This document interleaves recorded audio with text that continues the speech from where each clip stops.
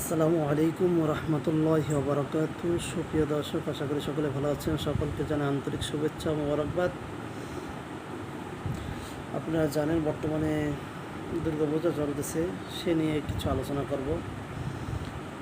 আপনারা ইতিমধ্যে জানছেন, দেখতে পেয়েছেন যে কোনো একটা মণ্ডপে ইসলামকে নিয়ে কটূক্তি করা হয়েছে, দাঁড়িয়ে নিয়ে কটূক্তি করা হয়েছে। সে বিষয়ে খুব দুঃখজনক বিষয়, তার জন্য তীব্র নিন্দা জানাই এবং প্রতিবাদ করছি। তো এই দুর্গাপূজায় হিন্দু ভাইদের চেয়ে মুসলিমদের আনাগোনা বেশি দেখা যায়। মুসলিমরা বেশি ওখানে আসা যাওয়া করতেছে, মুসলিমরা উল্লাস করতেছে। আল্লাহ রাসূল সাল্লাল্লাহু আলাইহি সাল্লাম বলছেন, ইন্না আশাদ্দান নাস আযাবান ইয়াউমাল কিয়ামাতিল মুসাওয়ারুন। সহিহ বুখারী এবং মুসলিম শরীফের হাদিস। কিয়ামতের দিন সবচেয়ে কঠিন শাস্তি তারা পাবে যারা ছবি এবং মূর্তি তৈরি করে। কিয়ামতের দিন তারা সবচেয়ে বেশি শাস্তি পাবে, সবচেয়ে বেশি আযাব পাবে। তো আমি মুসলিম হিসাবে আমার ওখানে আনাগোনা না করাটাই জরুরি।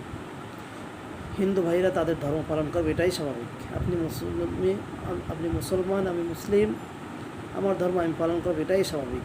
আল্লাহ রাসূল সাল্লাল্লাহু আলাইহি সাল্লাম আরেকটি হাদিস বলছে শিরিক ও মূর্তি পূজাকে নিয়ে, যে আকবরুল আকবার আশ-শিরকু বিল্লাহ ওয়া উকুকুল ওয়ালিদাইন ওয়া কাউলুজ জুর। সহিহ বুখারী এবং সহিহ মুসলিম শরীফের হাদিস, যে সবচেয়ে বড় গুনাহ হলো আল্লাহর সাথে শিরিক করা এবং পিতা মাতার অবাধ্য হওয়া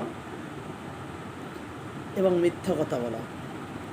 তো শিরিক কাকে বলে?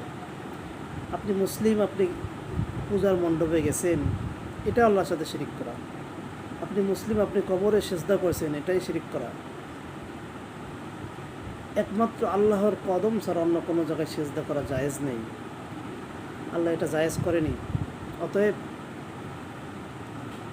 আপনাকে আমাকে মুসলিম হিসাবে এই শিরিক থেকে বেঁচে থাকতে হবে, ইসলামের পথে চলতে হবে, কল্যাণের পথে চলে আসতে হবে। ইসলাম হলো শান্তির ধর্ম, ইসলামে আসবেন, আল্লাহ তাআলা আপনাকে বারাকা দান করবে। আশা করি সকলে সম্পূর্ণ ভিডিওটা দেখবেন এবং এই হাদিসটি শেয়ার করে দিবেন। আল্লাহ রাসূল সাল্লাল্লাহু আলাইহি সাল্লামের আরেকটি হাদিস, ছোট্ট একটি হাদিস, বাল্লিগু আন্নি ওয়ালাউ আয়া। ক্বালা রাসূলুল্লাহ সাল্লাল্লাহু আলাইহি সাল্লাম, আল্লাহ রাসূল বলছেন, আমার পক্ষ থেকে একটি বাণী হলো, একটি বাক্য হলো, অপরের কাছে তুমি পৌঁছাই দাও। অর্থাৎ আপনি একটি হাদিস জানছেন, আপনার ইমানি দায়িত্ব হলো হাদিসটি শেয়ার করে দেওয়া, প্রচার করে দেওয়া। অতএব আশা করি সকলেই এই ভিডিওটা শেয়ার করে দিবেন, ভালো লাগলে লাইক কমেন্ট করবেন। সকলে ভালো থাকবেন। আল্লাহ তাআলা আপনাকে আমাকে আমল করার তৌফিক দান করুক এবং বারাকা দান করুক। আজকের মতো ভিডিওটা শেষ করব। আসসালামু আলাইকুম ওয়া রাহমাতুল্লাহি ওয়া বারাকাতুহু।